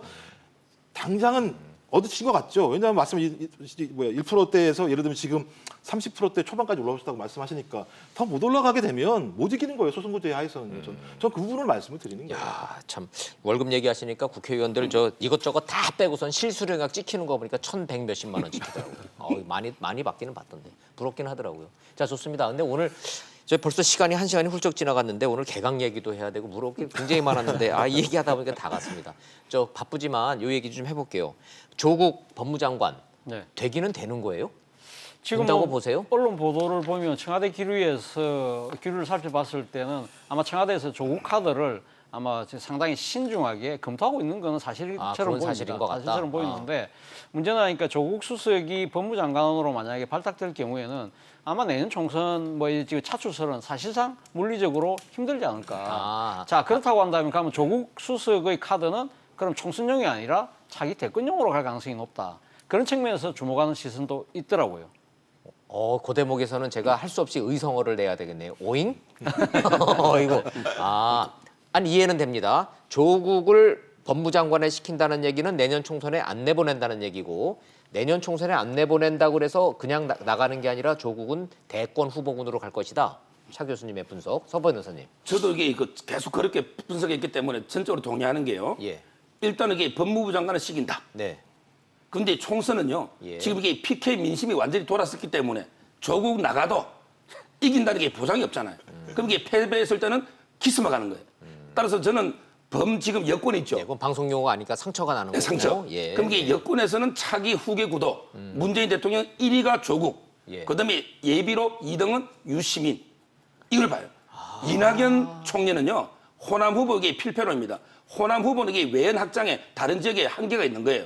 그래서 이제 저는 1순위 조국, 이순희, 유시민. 유시민. 이게 저는 차기 대권 구도 예. 이렇게 보고 있거든요. 그 뒤로 뭐 임종석, 이낙연, 뭐 김경수 이런 순으로 이재명 이런 뭐 순으로 뒤에는 쭉- 관심이 없고 저는 이게 조국 왜 그러냐면 예, 그래서 예. 이제 법무부 장관으로 가서 총선 이게 패싱 건너뛰고 바로 이게 대권으로 가는. 법무장관 간다고 보시네요? 저는 옛날부터 이게 초기부터 민정이 다 이게 법을 하는데 장관을 경험이 국정이 중요하기 때문에 예. 저는 이게 반드시 갈 거로 보는 거예요. 그 노력이 시간은 다 치열하다. 됐지만 여권 소식에 밝 김정욱 교수님. 저는 뭐 그렇게 두 분이 말씀하신다면 저는 이 정부는 실수하고 있는 거다 이런 생각이 들고요. 그렇게 생각한다면요. 그러니까 대통령 후보로서 조국 민정수석을 생각한다면 그건 너무 나간 거고. 예, 저는 오히려 그냥 그렇게 조국 보시는 수석은 거고. 민정수석으로 계셔라. 왜냐하면 조국 수석이 법무부 장관으로 가시게 되면 그 개각 내용들은 조국 개각, 그러니까 이런 총선형 개각, 회전문 개각, 대통령의 의지가 충분히 드러나지 않을 수밖에 없다. 저는 오히려 임기 후반부는 민생 개각이고 임기 후반에 성과를 내는 개각이어야 되는데 제가 볼 때 대통령의 의지가 다 사라지게 되는 거죠. 그렇다면 뭘 위해 개각을 하는 거지? 저는 그런 식의 접근을 하는 건 근데 조국 민정수석을 법무장관으로 보내면은 사법개혁, 검찰개혁을 완수하라라고 하는 이 정부의 공약을 지킨다라는 의지는 나온 거 아닐까요? 저는 사법개혁과 검찰개혁은 국회가 해야 된다고 생각을 합니다. 네. 자, 그러면 옳다 그러다 바람직하다 하나를 떠나서 지금 보도가 나오고 있는 조국 법무장관 기용설은 사실관계는 맞습니까? 우려스럽게도 그런 것 같습니다. 그럴 가능성이 있다라고들 보시네요. 예.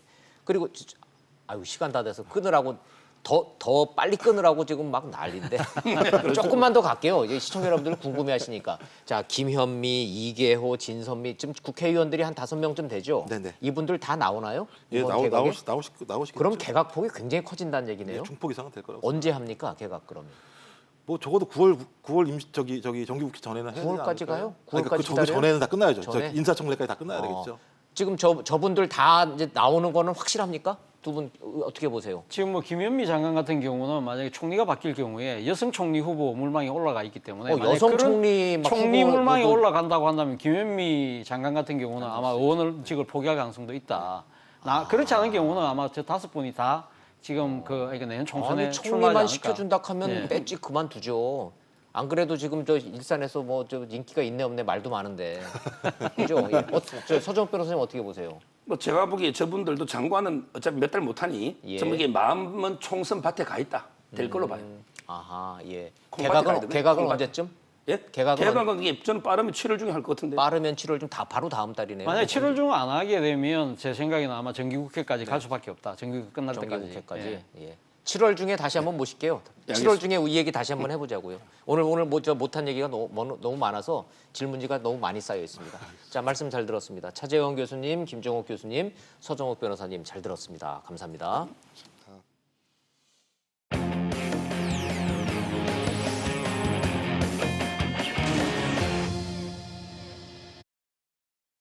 시청자 여러분 혹시 어제 오늘 중에 서울 광화문 광장 가보셨습니까? 아휴 난리도 이런 난리가 없습니다. 대한애국당이죠. 이름을 바꿨습니다. 우리공화당이라고요. 서울시 박원순 시장의 의지를 갖고 천막을 철거를 했습니다. 그런데 몇 시간 만에 새로 생겼습니다. 2배로 커졌습니다. 이런 상황입니다. 서울시청 앞 광장, 광화문 광장 상황 보시고 이슈 따라잡기 돌아오겠습니다. 행정대집행영장 지정된 기한까지 이행하지 않아 부득이 아래와 같이 대집행함을 통보합니다. 서울시가 용역 인력과 경찰 등 2,300여 명을 투입해 천막을 철거하는 행정 대집행을 실시했습니다. 우리공화당의 자진 철거 계고장을 3차례 보냈는데도 계속 불응하자 행동에 나선 겁니다. 현장에 있던 우리공화당 관계자 300여 명은 강력히 저항했습니다. 밀어! 잡아주세요! 잡아주세요!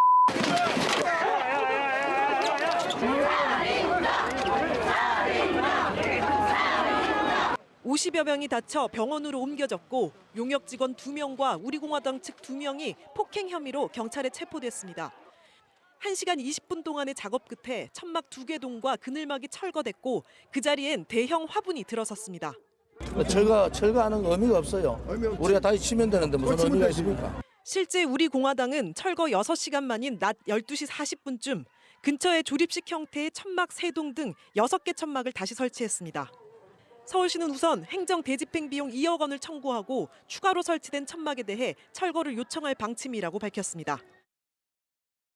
자, 이슈 따라잡기 순서 들어왔습니다. 김수민 시사평론가와 함께 자세한 얘기 좀 나눠보겠습니다. 김 평론가님 어서 오세요. 네, 안녕하세요. 반갑습니다. 예, 예. 아유, 뭐 이렇게 뭐 재밌는 장면이 아닌데 뭐 그러니까 답답하네요. 자, 결론부터 말씀을 드리면 애국당 뭐 이름이 이제 우리 공화당으로 바뀐 거죠. 네, 그렇습니다. 예, 우리 공화당의 천막은 철거가 됐고, 근데 그 바로 옆에다가 2배로 또 차린 거죠. 네, 또 철거한다는 거고. 그렇습니다. 그거 하면 또 옆으로 옮겨서 또 더 크게 차린다는 거고. 네, 이제 이런 거를 법적으로 무슨 행정 대집행이라고 그러는 모양이죠. 네, 그렇습니다. 자. 이게 이제 박원순 서울시장과 조원진 대표와의 싸움처럼 돼버렸어요. 네. 뭘 의미합니까? 왜 서울시는 가만히 놔뒀다가 왜 이제 와서 저거를 철거를 하려고 하죠? 일단은 서울시의 진짜 목적이 무엇이었느냐 이것이 예. 좀 궁금한 대목인데요. 네. 만약에 철거가 목적이었다면 네. 오히려 실패했다라고 볼 수 있겠죠. 다시 쳐버렸기 때문에 우리 공화당 측에서 더 크게 쳐버렸죠. 예. 근데 이제 철거 자체가 목적이었다기보다는 법 질서를 확립하겠다라는 쪽이었다면 어느 정도는 이제 발을 뗀 셈이 되겠고 네. 어떻게 보면은 글쎄요 이게 정치적으로는 우리 공화당 쪽에서 더 크게 반발하면서 일어나는 효과 예. 또 당 입장에서 봤을 때는 홍보 효과도 있을 겁니다. 네. 어쨌든 간에 우리 공화당이라고 하는 세력을 정치권의 핵심에 호명한 그런 사건이 되고 말았는데요. 근데 이제 이게 또 공교로운 것은 민주노총 위원장에 대한 구속이 이뤄지고 난 다음에 맞아요. 일어난 일입니다. 그래서 어떻게 보면은 민주당이라고 하는 조금 더 큰 카테고리에서 본다면은 글쎄요 민주노총 위원장 저렇게 구속이 됐는데 그렇다면 광화문 광장에 저렇게 불법 천막을 치고 있는 사람들은 가만히 놔둘 수 있느냐 이런 여론이 또 올라올 수 있는 것이고 네. 그렇다면 현 정부 그리고 민주당은 동일한 조건을 가지고 동일한 기준을 가지고 법 집행을 하고 있다라는 것을 보여주기 위한 그런 신호일 수도 있다는 생각이 듭니다. 결과적으로 놓고 보면은 조원진 대표와 대한애국당 이름 바꾼 우리 공화당 홍보 효과가 더 커진 거 아닌가요? 국민들이 잘 몰랐는데 괜히 이 일이 벌어지는 바람에 아 대한애국당이 저러고 있었구나, 아 대한애국당이 이름 바꿨구나 이런 거 그냥 뭐 보도자료 낼 필요도 없이 그냥 다 알아버렸잖아요. 그러니까 결과적으로만 놓고 보면은 우리 공화당에 대한 그 홍보라든지 이런 것들이 되고 존재가 커졌죠. 예. 그러면서 자유한국당 쪽에 더 위협이 될 수도 있는. 그러니까 이게 굉장히 음모론적으로 들릴 수는 있겠지만 결과론적으로 보면 이의제의 비슷하게 돼버렸다. 네. 민주당이나 정부 입장에서는. 그래서 우리 공화당이 뜨면서 자유한국당이 살짝 죽는 그런 효과가 나진 않을까. 이걸 또 지켜볼 필요가 있겠습니다. 서울시가 단호하게 이렇게 대처해서 갑자기 법질서를 들고 나온 이유가 뭐 그런 정치적인 이유보다도 이번 주 말에 트럼프 대통령 오잖아요. 네. 트럼프 대통령이 그 앞을 지나가게 돼 있어서 트럼프 대통령 때문에 저 강제 철거한 거다는 얘기가 있어서 사실관계는 확인하지 못하지만 그런 측면이 정말 있을까요? 라고 김수민 평론가한테 네. 여쭤보고 싶네요. 트럼프 대통령이 오더라도 의식을 좀 했을까요? 저 트럼프 글쎄요, 대통령의 저는 그게 방안을? 그렇게 크게 의식하지는 않았다고 봅니다. 뭐 저쪽 광장에는 저렇게 천막들이 자주 쳐 있다라고 설명할 수도 있는 것이고 예. 그리고 뭐 우리 공화당 관계자들이 트럼프 대통령 지나갈 때 때를 맞춰서 성조기를 흔들어 봤자 그것이 예. 뭐 트럼프 행정부의 기조를 엎을 수 있는 그런 새로운 계기가 될 리가 없기 때문에 과거에 무슨 86 아시안 게임이라든지 88 올림픽을 맞이해서 막 철거를 하고 이런 철거민들이 저항하고 이런 사태가 있었는데 그거하고는 많이 다르지 않을까 이렇게 봅니다. 예, 김 평론가님 말씀을 듣고 보니 과연 그럴 만하긴 하네요. 자, 하나만 더. 우리 공화당이라고 하는 그 이름을 네. 지금 박근혜 전 대통령이 감옥에서 그 이름을 지어서 줬다라는 얘기도 있던데 맞아요? 네. 그거 지금 확인해 줄 수 있는 책임지고 확인해 줄 수 있는 사람이 있는지 좀 의문이 들어요. 한 명 있잖아요. 유영하 변호사. 근데 유영하 변호사가 직접 밝힌 게 아니라 그 얘기를 우리 공화당 관계자가 밝혔습니다. 그래서 그거는 어떻게 보면 아직까지 뜬 소문 수준이라고 소문이다. 봐야 될 것 같고. 자, 박근혜 뜻이라는 거는 네. 확인은 안 된다는 말씀이시네요. 그렇습니다. 그런데 처음에는 왜 신공화당이었잖아요, 이름이. 네. 왜 우리 당으로 또 바뀌었어요? 그러니까 공화당이라고 하는 정당이 이미 있었습니다. 있었죠. 예. 박근혜 전 대통령 동생 박근영 씨의 남편인 신동욱, 예, 신동욱 신동욱 씨가 총재가 총재로 있는 공화당 총재죠. 예, 공화당이 있는데 우리의 정당법에는 유사하거나 동일한 정당의 이름을 쓸 수가 없게 돼 있어요. 아, 그럼 공화당이 있으면 신공화당 이렇게는 못 써요? 그래서 이제 이게 항상 애매한 주제고 예. 정당법상으로도 명확하게 규정이 안 돼 있는데요. 신공화당으로 이름을 그래서 지었습니다. 공화당을 피해서. 피해서. 예. 근데 선관위 입장에서는 이것은 유사 당명이다. 네. 예, 그리고 공화당이 그냥 신만 붙인 거 아니냐 예, 예. 이렇게 유권 해석을 내렸기 때문에 예, 대신에 이제 앞에 우리라는 조금 더 두 글자가 들어가 있고 네. 그리고 대신에 우리 공화당을 쓰더라도 약칭을 공화당으로 쓸 수는 없습니다. 없다. 공화당이라는 명칭이 이미 그럼 있기 약칭은 때문에. 뭐예요? 그러면 우공당이에요? 우리 공화당이니까 우공당이 되나? 그러니까 우공당 이러면 우공이산 생각도 나는데 과거에 노무현 대통령이 만들었던 열린 우리당이 있었잖아요. 그래서 우리가 여루당 그랬잖아요. 네. 어허. 그렇지만 이제 공식적으로는 열린우리당도 그렇고 지금의 바른미래당도 그렇고 맞아요. 5글자 이름을 다 써달라. 약칭은 없다라는 게 공식적 입장이에요. 어찌됐든 공식 명칭은 이제 우리 공화당이군요. 그렇습니다. 그리고 내용적으로는 친박 신당이죠. 친박 신당인지 아닌지 그것이 좀 불분명하다. 그러니까 박근혜 대통령을 지지하는 것은 맞는데 예. 박 전 대통령이 이 당을 지지하는 것인지는 불분명하다라고 볼 수 있겠고요. 예, 예. 우리 공화당 하여튼 5글자가 약칭 없이 5글자라고 보시면 될 것 같습니다. 네. 자, 저기서 이제 제가 예민한 질문이지만 저게 보수의 분열입니까? 아니면 친박 신당의 가시화입니까? 두 개 다라고 볼 수가 있겠죠. 보수는 분열되는 거고 네. 친박 신당은 이런 식으로 국민들 눈앞에 가시화되는 겁니까? 네, 두 가지는 대세라고 봐야 될 것 같고요. 다만 자유한국당 대 우리공화당의 세가 예. 몇 대 몇인가 이것은 판가름이 아직 나지 않았고 현재로서는 뭐 자유한국당은 100석이 넘는 거대한 정당인 게 분명하고요. 우리공화당은 이제 2석 예, 군소 정당이다. 그것이 현실입니다. 그렇군요. 묘해요. 자, 좋습니다. 아까 잠깐 얘기하셨는데 민주노총 위원장 구속됐잖아요. 네. 민주노총 위원장 구속되고 난 뒤에 노동계가 문재인 정권 끌어내리겠다라고 나오고요. 네. 트럼프 대통령 방한 반대하겠다고 막 시위하겠다고 나오고요. 굉장히 거칠게 나오고 있어요. 네, 그렇습니다. 그 얘기인즉슨 이 정권과 현 정권과 민주노총이 등을 돌린다. 이게 갈등이 이제는 폭발한 거다. 네. 이렇게 봐야 합니까? 글쎄요, 지금 갈등이 폭발할 만한 시기인가 예. 이것은 좀 의문이 있고 민주노총 내에서도 거기에 대해서 여러 의견들이 있을 겁니다. 예전부터도 경사노위에 들어갈 건지 말 건지 예. 또 들어가면 어떻게 할 건지 이런 부분들을 두고 굉장히 치열한 그런 진통을 겪어왔었고요. 사실은 그 와중에서 김명환 민주노총 위원장이 상당히 고생을 했습니다. 내부에서도 왜냐면 반발을 많이 508호 받았고. 규정돼 있었잖아요. 네, 민주노총 내에도 일종의 좌파 우파 그 정파 질서가 있는데 우파 쪽에 해당하는 그런 위원장이었고요. 글쎄요, 그 구속이라는 것이 굉장히 민감합니다. 왜냐하면은 위법적인 시위를 했으면 거기에 맞게 재판을 받아서 처벌을 받으면 되고 네. 민주노총도 그런 투쟁 전략을 썼을 때는 각오는 했을 거예요. 네. 근데 구속이라는 거는 우리가 형사소송법에도 불구속 수사를 원칙으로 하고 있고 그러나 이거는 좌시하지 않겠다라고 했던 네. 어떤 정권적 차원의 의지가 담겼다 보니까 민주노총도 가만히 안 있고 굉장히 강하게 반발하고 있는 거죠. 구속 때문에. 네, 그러니까 우리 사회에 뭐 뿌리 깊게 박혀 있는 편견일 수도 있는데요. 예. 이거는 정권의 의도 아니냐, 법원이나 검찰이 한 것이 아니라 맞아요. 주도자가 예, 이렇게 예. 생각을 민주노총 측에서는 또 하는 것 같습니다. 왜냐하면 구속 자체가 도주 우려로 구속을 했는데 저 상황에서 민주노총 위원장이 도주한다는 것은 굉장히 우스꽝스러운 일이 될 수 네, 있는 네. 것이고 김명환 위원장이 자진 출두를 했거든요. 예, 그런데 왜 구속이냐? 이것은 우리를 치겠다는 거 아니냐라고 민주노총이 받아들이고 있는 것이고 네. 근데 정권 퇴진이라는 얘기가 또 나오고 있습니다. 문재인 정부 들어서 민주노총에서 공식 입장으로 정권 퇴진 얘기 나온 거 처음 아닌가요? 이번이 처음이죠. 처음이죠. 네. 노무현 정부 때 노무현 대통령이 화물연대 강력하게 파업 강력하게 대응했다가 민주노총하고 금이 가기 시작했잖아요. 네. 지금 와서 생각해 보면 네. 그때도 민주노총 위원장 막 구속되고 막 그랬잖아요. 그렇습니다. 그렇죠. 민주노총 위원장은 역대적으로 거의들 구속이 됐고 심지어 김대중 정부 때 민주노총 위원장을 했던 이가병 전 위원장은 구속을 공약으로 내걸고 민주노총 위원장 선거에 나왔고 맞아요. 구속이 안 되니까 자진 사퇴하는 예, 그런 예. 상황도 있었습니다. 아니 DJ가 대통령이 되면은 친노동 정책을 필 거라고들 생각을 했는데 오히려 노동계와 정부의 관계가 그때도 좋지가 않았어요. 그때는 네. IMF 직후기 때문에 이제 저 구조조정 문제 때문에. 자, 제가 굳이 자꾸 과거를 복귀하는 이유가 과거 진보 정권 때처럼 문재인 정권도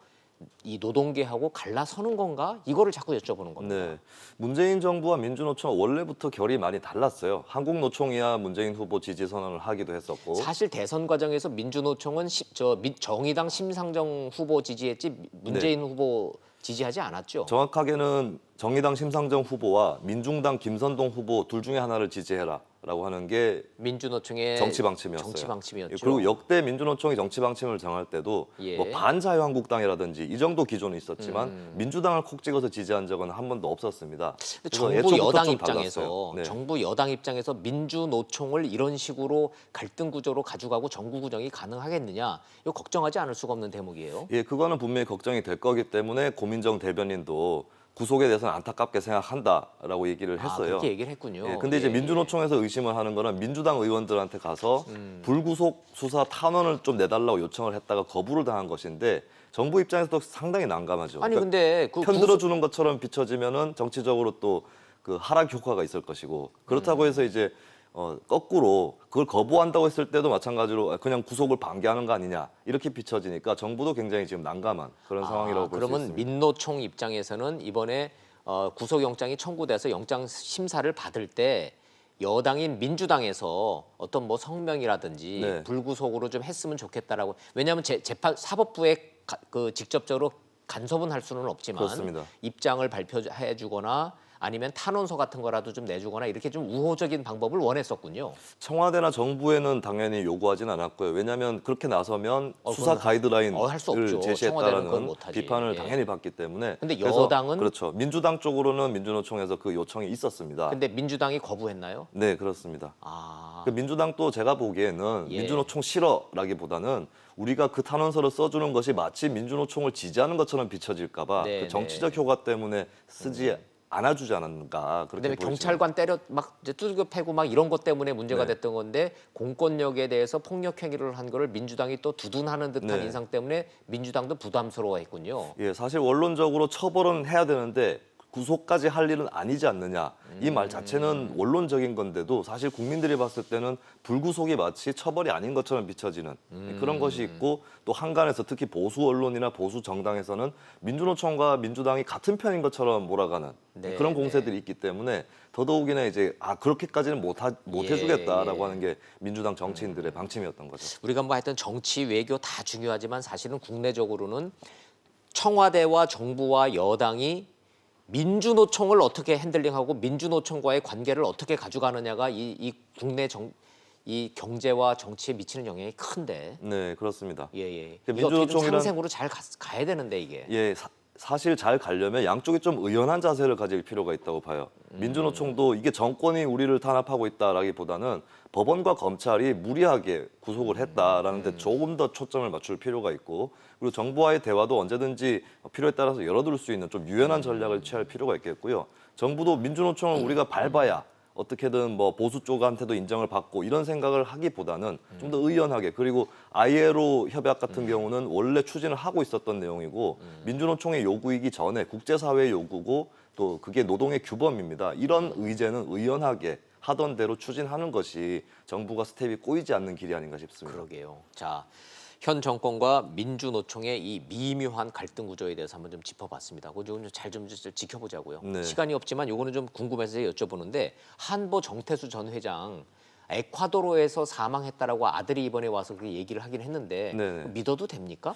그게 확실하게 확인은 되는 건 근데 아니고 뭐 사망 진단서로 확인했다는 얘기도 있긴 있던데. 네, 그 위조 여권에 적혀 있던 그 이름이 같은 인물인 사람이 이제 2018년 12월에 심정지로 숨졌다라고 네. 하는 그 기록은 있습니다만 그조차도 사실 그게 정태수 전 회장인지는 알 수 없는 노릇이고 그리고 나이를 가늠해 보면은 지금 우리 저 정태수 전 회장 같은 경우는 우리가 나이를 아니까 95세 정도. 95세, 네. 95세, 96세니까 연세가 많기는 하기는 해요. 자, 그러면은 좀 우리 저 정부 당국은 사망을 기정사실화하는 거는 맞습니까? 조금 더 조사를 해봐야 되겠죠. 여기서 그냥 끝맺으면 안 되는 것이고 뭐 난항을 겪을 것으로 보여요. 왜냐하면은 유골함이 있다고 해도 예. 그 유골을 가지고 DNA를 분석할 수는 그건 없다고 별로 합니다. 없으니까. 예, 그래서 예. 조금 더 촘촘하게 좀 추적을 더 해봐야 되지 않을까. 여기서 끝낸다면은 이제 그것은 뭐 우리가 조입할 사건이라든지 예. 사라져버린 사람들에 대한 그 아픈 기억이 있기 때문에 검찰에서도 조금 더 파볼 것으로 예상이 됩니다. 추징금이 아니라 세금이기 때문에 본인이 사망하게 되면은 이거는 그냥 사라지는 거죠. 네, 세금은 상속되지 않잖아요. 그렇습니다. 체납 세금은 환수되지 않기 때문에 정 전 회장의 그 체납 세금을 환수하기는 불가능한 것이고요. 그래서 국가가 손해 보는 그 날아가는 세금은 얼마? 그게 굉장히 이제 73건 정도가 많기도 많네요. 체납을 해가지고 2,200억 원 정도. 오 마이. 네, 고액 체납자 1위입니다. 근데 대신에 이제 살아있는 이번에 이제 아들들은 잡힌 살아있으니까. 정한근 씨라든가 이쪽 사람들은 이제 은닉 재산을 추적을 해서 거기도 뭐 지금 있죠. 잡혀온 사남도 한 200 몇십억 되고 뭐 차남도 한 300 몇십억 되니까 그 이제 몇백억 단위인 것 같은데 그렇습니다. 아버지 정태수 회장이 국가에 내야 될 세금은 2천 몇백억인데 그건 그냥 날아가는 거예요. 사망했다 치면 아 그렇게 되는군요. 허허.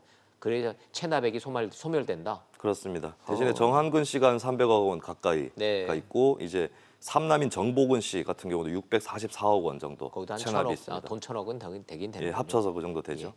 아이고 뭐 이런 일도 있군요. 알겠습니다. 잘 들었습니다. 고맙습니다. 감사합니다.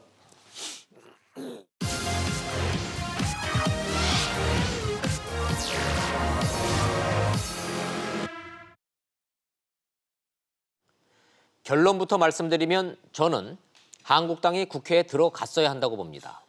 합의 정신 따라 처리한다. 한국당 의원들 입장에서는 이 합의 문건은 분명 문제가 있었을 겁니다. 야당이 합의하지 않으면 처리 못한다가 아니고 결국 어찌됐든 처리한다이기 때문입니다. 핵심은 연동형 비례대표 선거제 아닙니까? 총선 앞두고 선거의 룰을 바꾸자, 패스트트랙으로 무조건 처리하자, 현실적으로 물리적으로 불가능합니다. 현 야당의 전신인 새누리당, 한나라당, 신한국당 시절에 현 여당의 전신인 민주당, 국민회의 시절 야당은 여당의 숫자가 절반 수준이었지만 선거법만큼은 합의 처리했습니다. 이건 관행이어서가 아니고 선거 당사자의 합의 없는 룰 개정 이건 불가능하기 때문입니다. 아무리 패스트트랙이라도 1988년 군사정부 때 선거법 날치기 강행 처리 같은 일이 벌어지면 국민이 용납하지 않을 겁니다. 국민을 믿고 한국당은 국회로 들어가서 반대를 하든 따지든 했어야 했는데 차라리 욕먹고 말자, 일단 거부하자를 택했습니다. 그래서 얻은 실리는 불분명한데 잃은 명분은 명확합니다. 거기다 신뢰, 중도 확장 기회까지 날려버린 한국당.